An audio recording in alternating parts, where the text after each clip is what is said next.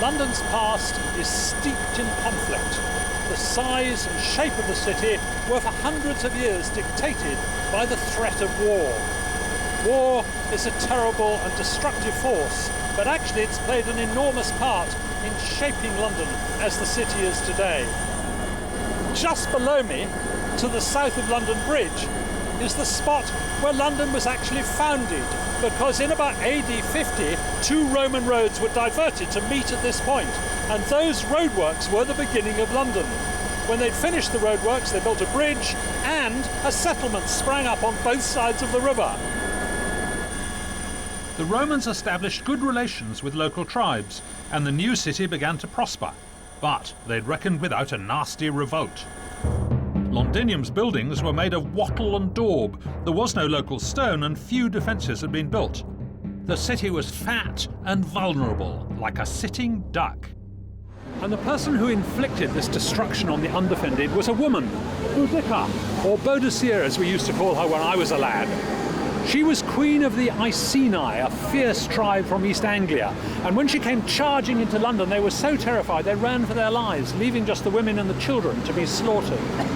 In fact, when the archaeologists came to look, the only thing they found from this period was a layer of red clay where the whole place had been burnt to the ground, and a whole lot of skulls in the Walbrook River. Nevertheless, in spite of the lack of stone, London was soon built up again, and this time they made sure there were fortifications.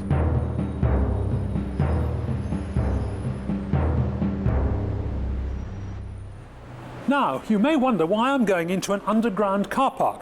Well, it's not because the Romans parked their chariots down here, although actually they may have, because in Roman times, ground level was down here, 6 meters below where it is today. No, I'm going because behind these 2 doors is the remains of a massive Roman building project, one that determined the shape of London for 1,500 years. Just look at this. This is part of the original Roman wall, built all the way around the city of London. But in fact, this wasn't the first military building they did, because they needed somewhere to house their soldiers, and so they built a fort. And this is one of the gatehouses, and the rest of the fort would have been in the back there somewhere, and that's where the Romans would have been having their breakfast, or whatever Roman soldiers do. They built the gatehouse around AD 120, and they started on the wall something like 80 years later. And it's astonishing how good the condition of the masonry is. Just look at this here. Absolutely, it could have been built last week. Well, a few years ago anyway. And if you listen very carefully, you can almost hear those Roman soldiers back there brushing their teeth, polishing their weapons. No, perhaps it's just the traffic overhead.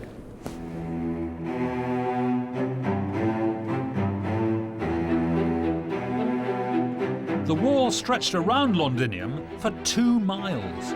It was to form the boundary of the city for more than 1,500 years. The area it encompassed is now the heart of the City of London.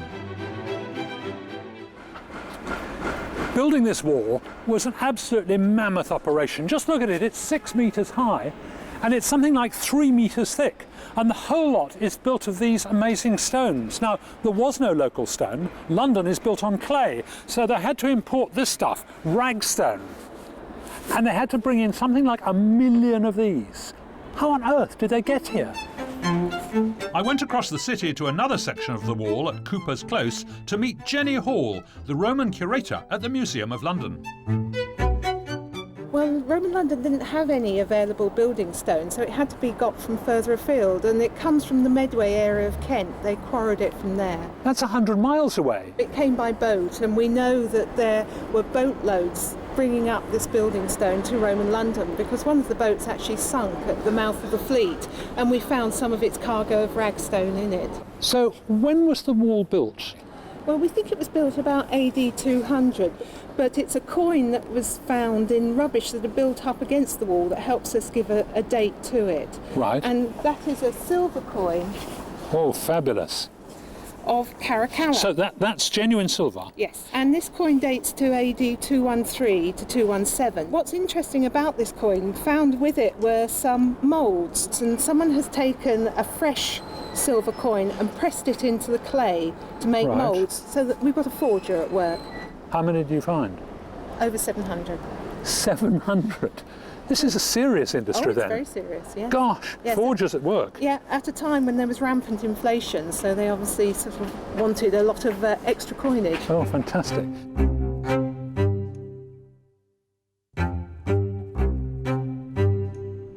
Successive generations built the wall up higher and higher to keep out all those aggressors. And when they ran out of aggressors, they started using the wall for other things. Now, just look at this bit. These are just platform sockets, but look up there. That was obviously an arrow slit. You can still see the slit at the bottom. And then above it, recycled Roman tiles. And then they bricked the whole thing up, presumably because the people living inside couldn't stand the drafts. Have a look round here. Now here you can see that the wall's actually been converted into a house. Look, there's a flight of stairs going up. And then there's a fireplace up in the bedroom. Lucky people. I don't have a fireplace in my bedroom. Bits of the wall survived throughout the City of London, but one section was discovered more recently right next to one of London's major tourist attractions. For 200 years, the only defence on the south side of Londinium was the river. But then about AD 390, the Romans decided they needed something more solid, and they built this. In fact, you can still see down here the orange tiles that they so often built into their walls. And this wall was to play an important role in the development of London's defences. Because when the Normans came along, the fact that the wall was here and on a prominent position overlooking the Thames meant this was the perfect place for them to make their mark. And look, they built to last. After his victory at the Battle of Hastings, William the Conqueror still had to face the wrath of a whole lot of angry Saxon Londoners. In fact, it was so dangerous in the city that he had to go and live out in Essex, and they hadn't even built the central line then. In order to calm down his new subjects, he had to intimidate them, and he ordered his soldiers to build certain strongholds within the town against the fickleness of this vast and fierce populace. And the biggest of those strongholds was this colossal tower. It's 90 feet high, it's 118 feet wide. It was the biggest thing they'd ever seen. In fact, this hugely ambitious building was the second largest Norman tower in the world.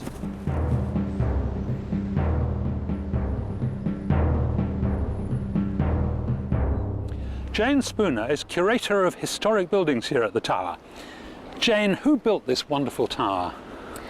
Well, we know that from 1077 onwards it was built by Gundulf, the Bishop of Rochester. Oh, wonderful. A bishop? Exactly, yes. Sounds unlikely, doesn't it? So, what was it built for? We've got two defensive functions going on here, in that it's seen by anybody coming upriver, and also it's seen by the citizens of London, who were particularly rebellious. And it must have been terrifying, that sort of height. Absolutely. It was terrifying for a number of reasons. One was that it was a very large stone building, which the Saxons wouldn't really have seen much of before, and that immediately denoted power, wealth, dominion.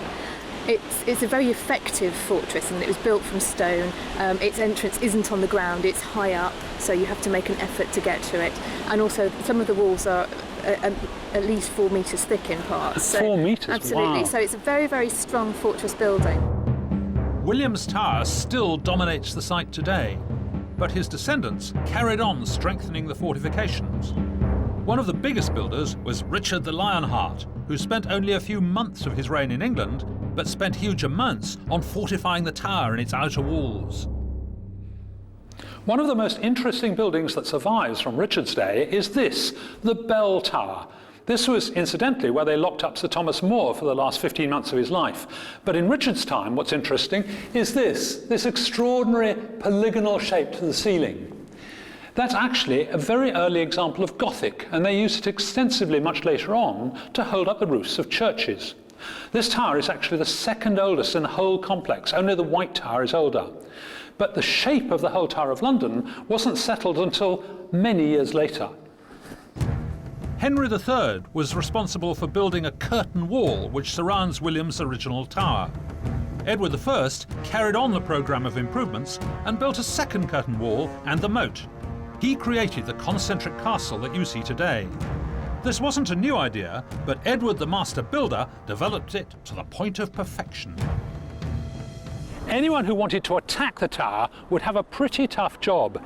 First of all, they've got to get in off the river, okay, that's not easy. And then outside that wall, there was a moat. It might have been 9 meters deep and full of raw sewage. Then there are chaps firing arrows from that wall to deter them, and even if they can get over it, they're then stuck in this space between the walls with chaps firing arrows from there and from here, because there are trained archers with longbows shooting down. Take that, you rotter! Ah, got him!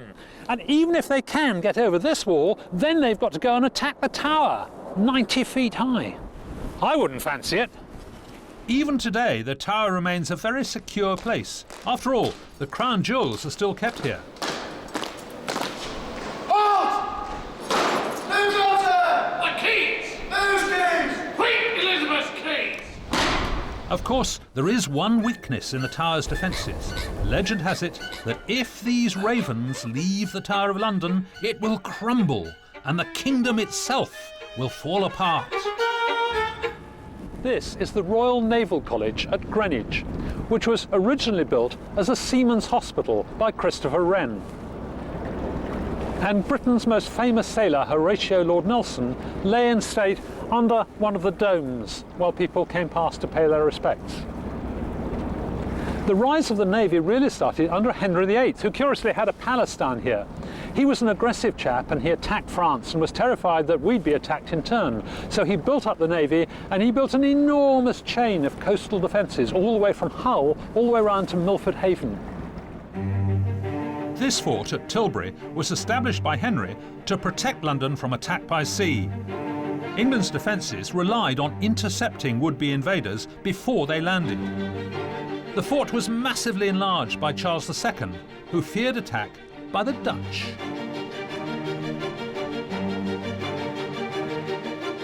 Elizabeth I built this fort, Upnor Castle, to protect her massive new naval dockyards at Chatham in Kent.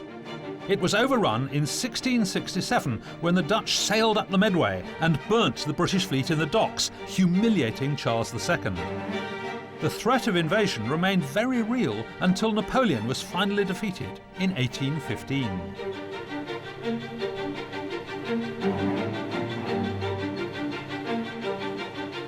London entered an unprecedented period of prosperity and was safe from attack by land or sea for nearly 100 years. The next threat was to come from the air.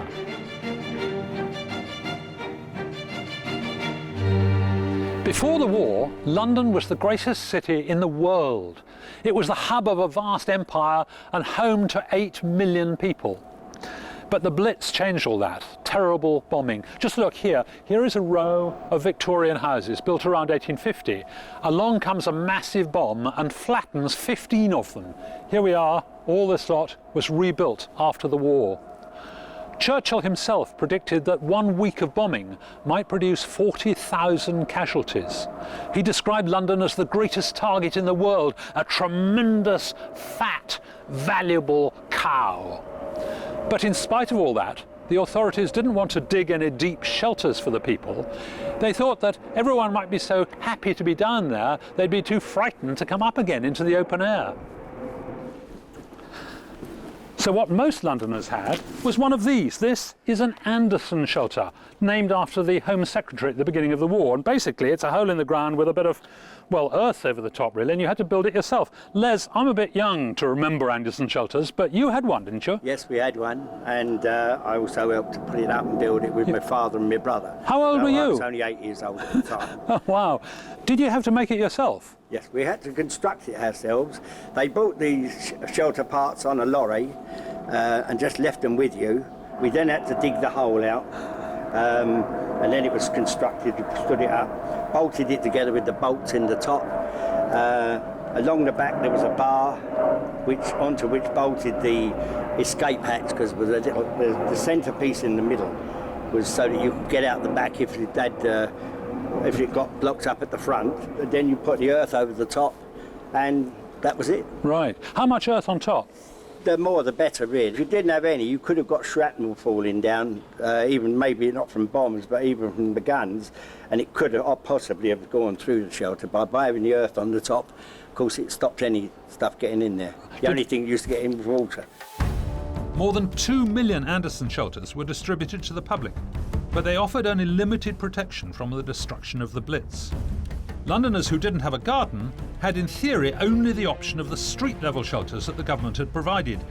They too were extremely cramped and again didn't provide much protection from a direct hit. Within days, others had found their own solution: buy a penny ticket for the tube and sleep on the platforms.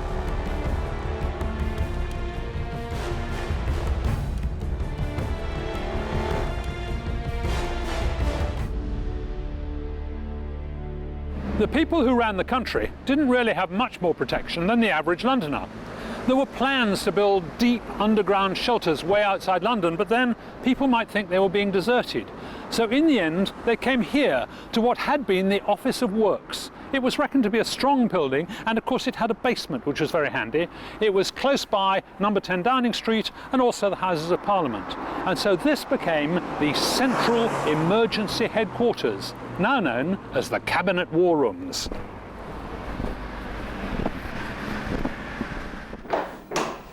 This is the War Cabinet Room. It's quite exciting to be down here. This was where the Cabinet met for the first time on the 15th of October 1940. At least that was the first time Churchill came down here, because the day before a bomb had actually damaged 10 Downing Street, and he realised that the heads of government ought to be underground and a bit further away from the bombs. I'm sitting in the seat of the Cabinet Secretary. This is Churchill's chair. That would have been Attlee, and there were the three chiefs of staff in the middle of the room. But the war was really run from this room. This was where Churchill worked incredibly long hours. If necessary, he even slept here. And you'll see that all the walls are covered in maps, and just in case anyone dodgy came round, there were curtains that he could draw to cover the maps up and hide all his secrets. Now, the chap who really knows about these rooms, and this one in particular, is Neil Cook here, who was involved with the restoration of the whole building. Neil, why did they choose this building? Well, some people suggest that it was because of its proximity to Downing Street. It's only sort of 20 yards or something, isn't it? Exactly. But I think possibly the real reason is that this was originally a windowless, fireproof archive store for architectural drawings.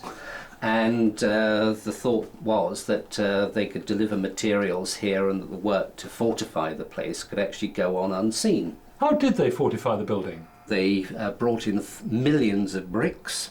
They brought in enough steel sheeting to probably cover a football pitch.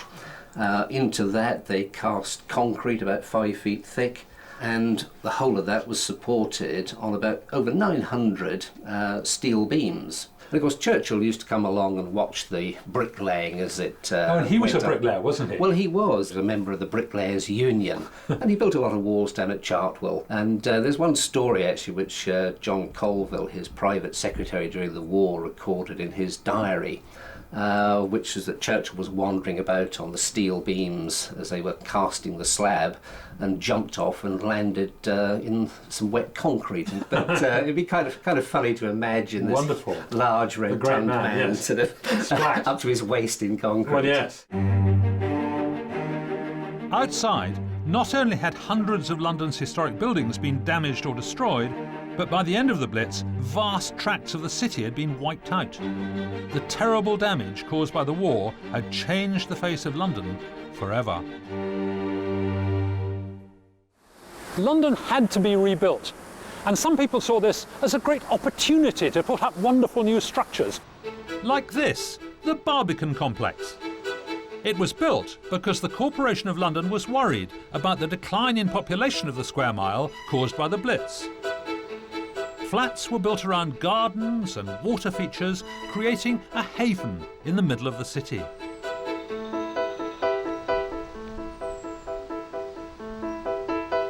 The Barbican is absolutely massive. It includes that church over there, that tower, and this enormous concrete block with these miles and miles of walkways. It makes it feel almost like a walled town, which is actually rather appropriate because the word Barbican means a fortified outpost. Now, some people see it as a terrific triumph because with these walkways, the space for pedestrians is doubled, and it's a sort of oasis away from all the noise of the traffic underneath. Other people see it as an absolute nightmare because once you get inside, you can never find your way around. It's far too easy to get lost in there.